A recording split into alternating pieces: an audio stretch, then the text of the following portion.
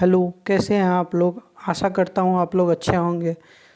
हम लोग आज देखेंगे ज्योग्राफी एनसीईआरटी के 9th क्लास के first chapter India size and location के बारे में। कल हमने इसी चैप्टर से 4 टॉपिक्स में से 2 टॉपिक्स को कवर किया था। वो 4 टॉपिक्स थे location, size, India and the world, India's neighbour. उनमें से जिन जिन टॉपिक्स को हमने देखा था उसके बारे में हम थोड़ा सा रिवाइज कर लेते हैं। लोकेशन के बारे में जहाँ तक हमने देखा था तो हमने पाया कि इंडिया हमारा country to completely entirely northern hemisphere में आता है और इसके लैटिट्यूडनल और लॉन्गिट्यूडनल एक्सटेंट के बारे में हमने बात की थी। और फिर हमने देखा था कि ट्रॉपिक ऑफ कैंसर जो कि 23.5 डिग्री नॉर्थ पे लोकेटेड है, ये कम ऑलमोस्ट 2 इक्वल पार्ट्स में हमारे कंट्री को डिवाइड करते हुए किन 8 स्टेट्स से गुजरता है, इसको भी हमने देखा था। अगर हम मेनलैंड इंडिया से साउथ वेस्ट और साउथ ईस्ट की तरफ बढ़ेंगे तो कौन कौन से वाटर बॉडीज़ और कौन से आइलैंड्स हमें मिलेंगे, ये भी हमने देखा था। हमने ये भी देखा था कि southern most point of Indian union के साथ क्या हुआ था 2004 में।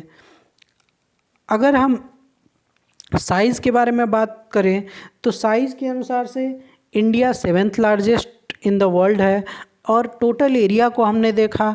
और फिर हमने ये जाना कि अगर टोटल वर्ल्ड को एक साथ जोड़ दिया जाए तो 2.4% ऑफ एरिया ये हमारे इंडिया का है। हमने लेंथ ऑफ लैंड बाउंड्री देखा, हमने कोस्टल एरिया कोस्ट लाइन के लेंथ को देखा था।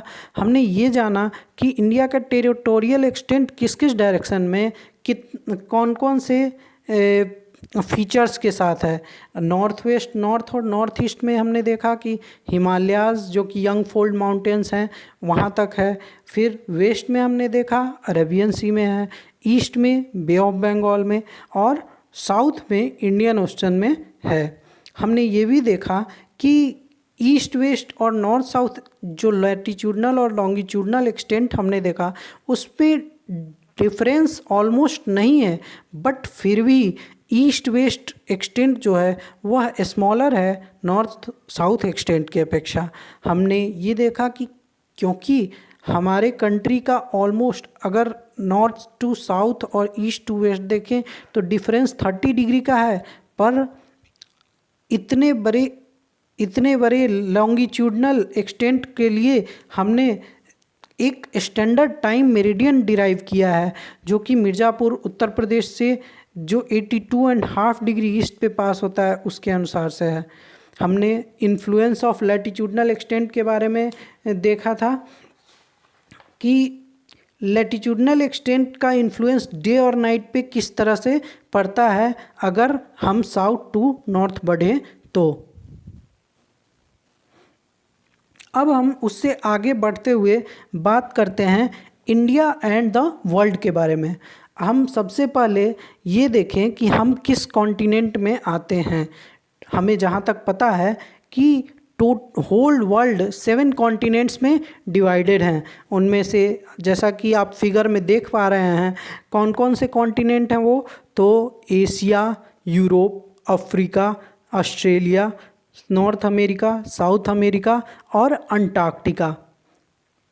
कॉन्टिनेंट्स क्या होते हैं, तो बिग लैंड मासेस होते हैं।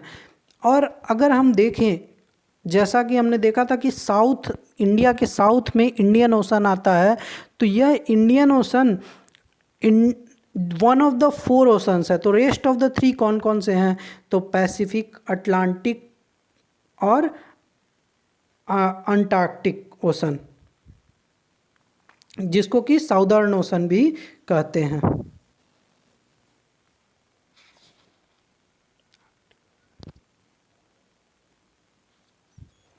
अब हम इंडिया एंड द वर्ल्ड के बारे में बात करेंगे तो हमारा जो कंट्री है वो एशियन कॉन्टिनेंट में पड़ता है। एशियन कॉन्टिनेंट में हमारा कंट्री सेंट्रली लोकेटेड है, न वेस्ट कंप्लीट वेस्ट में है न कंप्लीट ईस्ट में है। तो यह स्ट्रेटजिकली इम्पॉर्टेंट भी है। इसे 3 वाटर बॉडीज़ घेरती हैं। कौन कौन सी 3 वाटर बॉडीज़ हैं, तो वो हैं Arabian Sea, Bay of Bengal और इंडियन ओशन। अगर हम बात करें कि रेस्ट ऑफ द वर्ल्ड के साथ हम किस तरह से कनेक्टेड हैं, तो रेस्ट ऑफ द वर्ल्ड के साथ हम ओशन के थ्रू, डायरेक्ट कनेक्शन हमारा ओशन के थ्रू है। वेस्ट में अगर हम अरेबियन सी से आगे बढ़ेंगे तो हमें यूरोप और अफ्रीका मिलेगा। अगर हम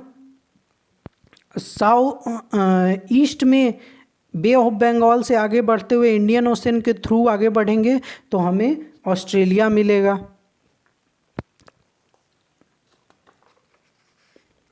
अब हम अगर देखें importance of neighbouring oceans and seas, ये क्या है? ये neighbouring oceans and sea ancient time से ही हमारे लिए एक कनेक्टिविटी का काम करते रहे हैं रेस्ट ऑफ द वर्ल्ड के साथ। तो अगर सिर्फ सी ही नहीं, उससे भी पहले लैंड रूट्स भी हमारे लिए कनेक्शन का काम करते आए हैं रेस्ट ऑफ द वर्ल्ड से। जैसे कि एग्जांपल के रूप में हम देख सकते हैं फाहियान और वेनसांग जैसे ट्रैवलर्स लैंड रूट से ही इंडिया में आए थे। और अगर हम सी रूट के लिए जानना चाहें तो वास्को डी गामा 1498 में इंडिया में सी रूट से आया था।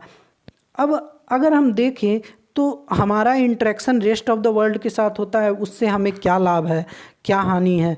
तो हानि से ज़्यादा अगर हम इंटरेक्शन करते हैं वर्ल्ड के साथ तो सबसे बड़ा चीज़ है कि हम अप टू डेट रहते हैं। जैसे कि अगर एंशियंट टाइम में हमारे पास रामायण, उपनिषद, महाभारत, पंचतंत्र ये सब ज्ञान था, तो इन सब ज्ञानों का जो आदान प्रदान रेस्ट ऑफ द वर्ल्ड के साथ हुआ था, इस कारण से रेस्ट ऑफ द वर्ल्ड के साथ हुआ, तो इससे हमारे एक्सचेंज ऑफ नॉलेज हुआ और उससे साइंटिफिक नॉलेज भी, इन सब स्क्रिप्चर्स में जो साइंटिफिक नॉलेज थे वो भी एक्सचेंज हुए। जैसे Indian numeral and decimal system का एक्सचेंज हुआ। फिर उसके बाद हम ट्रेड एक बहुत बड़ा इम्पॉर्टेंट चीज़ होता है जो एक कंट्री को दूसरे कंट्री से जोड़ के रखता है। और हम जानते हैं कि इंडिया में आज से नहीं, बहुत पहले से बाहर के व्यापारी ट्रेड के लिए यहाँ के जो रिसोर्सेज हैं, यहाँ के जो स्पेशल क्वालिटीज़ गुड्स थे उनको यहाँ से लेने के लिए आते थे। जैसे स्पाइसेस लेने के लिए, मुस्लिन लेने के लिए, मर्चेंडाइज टोकन्स के लिए आते थे यहाँ से। और अब अगर हम देखें तो हमारे आसपास में बहुत सारे ऐसे आर्किटेक्चरल और स्कल्पचरल स्टाइल्स हैं जो कि दिखाई देते हैं। वो अगर ये इंटरेक्शन ना होता तो शायद ना हो पाते। तो इनमें जैसे जितने भी मॉन्यूमेंट्स हैं हमारे यहाँ, मुगल्स हमारे इंडिजिनस नहीं थे, बट वो बाहर से आए थे, लैंड रूट से आए थे। उन्होंने मुग़ल आर्किटेक्चर दिया, ग्रीक आर्किटेक्चर दिया उन्होंने। तो ये सब हमारे कंट्री को डेवलप करने में, आगे बढ़ाने में बहुत इम्पोर्टेंट रोल प्ले किया था इन्होंने।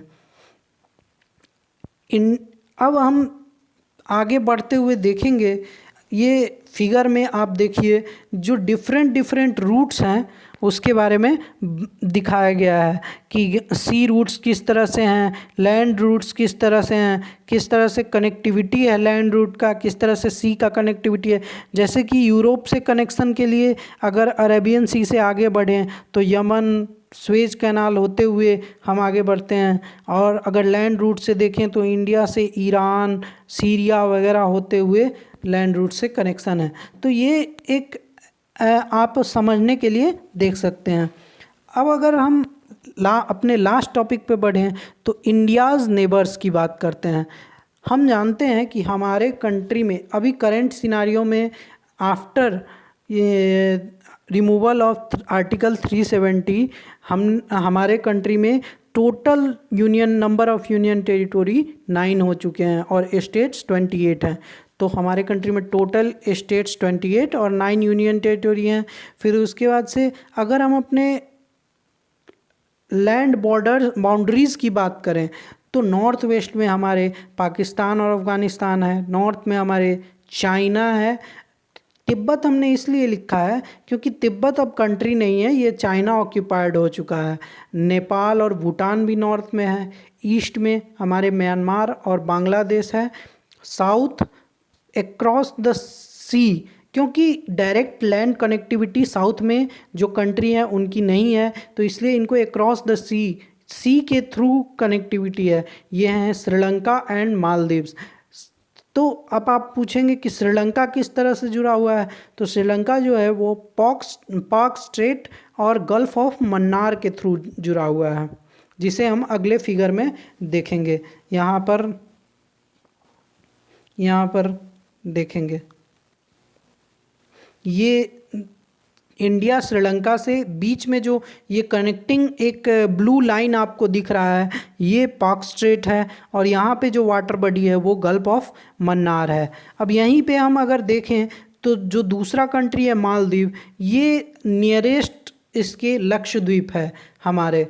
तो ये हमारे फर्स्ट चैप्टर का कंप्लीसन होता है।